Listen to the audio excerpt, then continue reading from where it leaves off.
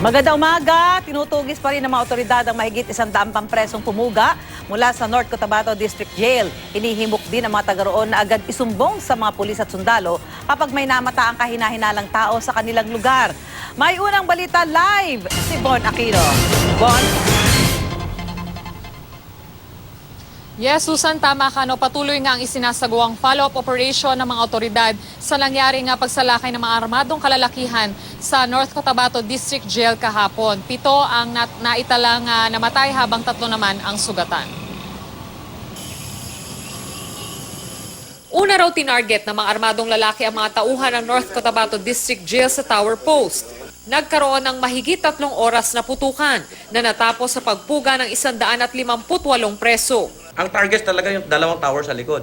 Sinabayan din po ng mga preso natin yung pagbaba ng 2 tower. They were able to put up yung mga bed banks nila, ginawa nilang hagdanan sa likod.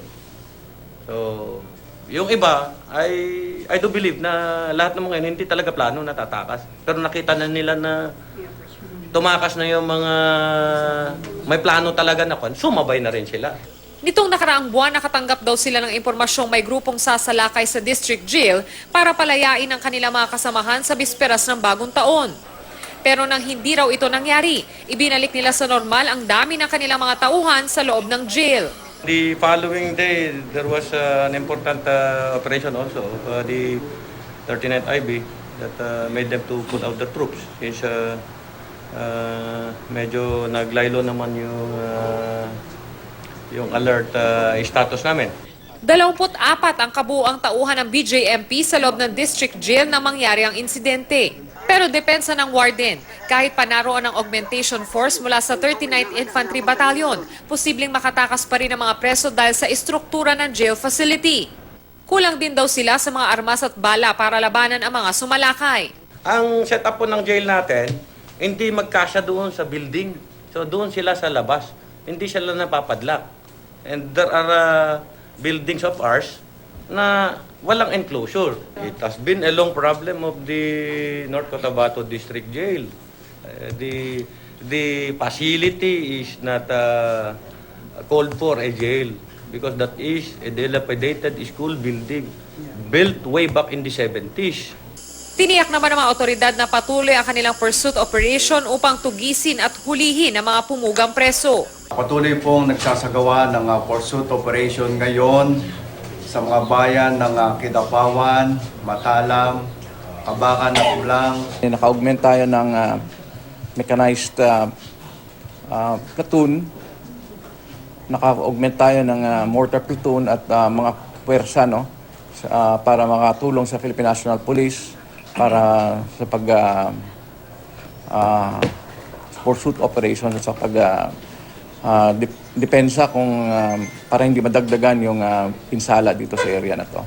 Sa kabila naman ng hot pursuit operation, bukas daw ang provincial government ng lalawigan ng Cotabato para sa mga preso na nais bumalik. Naniniwala ako na marami pa tayong maibabalik na mga inmates na nakapuga. Nahuli daw ho kayo na tumakas doon sa jail? Anong ginawa ninyo? Tumakbo lang, ma'am. Nag-surrender ako dun sa, sa pastor dun sa napuntahan kong bahay. Miyembro ka ba ng BIF? Ay, hindi po. Christian po ako, ma'am. Ako, sir. Anong ginawa ninyo nung nagkakaputukan na doon? Nakitakbo na rin ako, ma'am. Bakit? Kasi sabi nila, takbo kayo, baka sunugin daw yung jail eh. Patuloy pang investigasyon ng mga otoridad pero ayon sa Cotabato Police Provincial Office, nakatanggap sila ng impormasyong pinagsalib na puwersa ng Bangsamoro Islamic Freedom Fighters o BIFF at MILF ang nasa likod ng pagsalakay. May natanggap din daw silang impormasyon na si Ismael Nasser alias Commander Derby na dati umanong miyembro ng MILF ang mastermind sa pagsalakay sa District Jail. Susan, sa ngayon nasa 139 na inmates ang pinaghahanap ng mga otoridad. Susan? Yes, Bon, may theory ba ang mga otoridad kung bakit itinakas yung mga preso at mayroon ba silang mga intelligence report kung may pinaplano ba ang mga ito na pag-atake lalo na dito sa Metro Manila dahil may banta umano sa pista ng Nazareno? Susan, kahapon dun sa kanilang press conference, walang nabanggit itong mga otoridad kung bakit itinakas itong mga armadong kalalakihan yung mga preso. At kanina tinanong natin yung Cotabato Police Provincial Office, sinabi nila na wala naman daw silang natatanggap na intel report kung may manggugulo nga sa pista ng Nazareno. Susan? Maraming salamat, Von Aquino.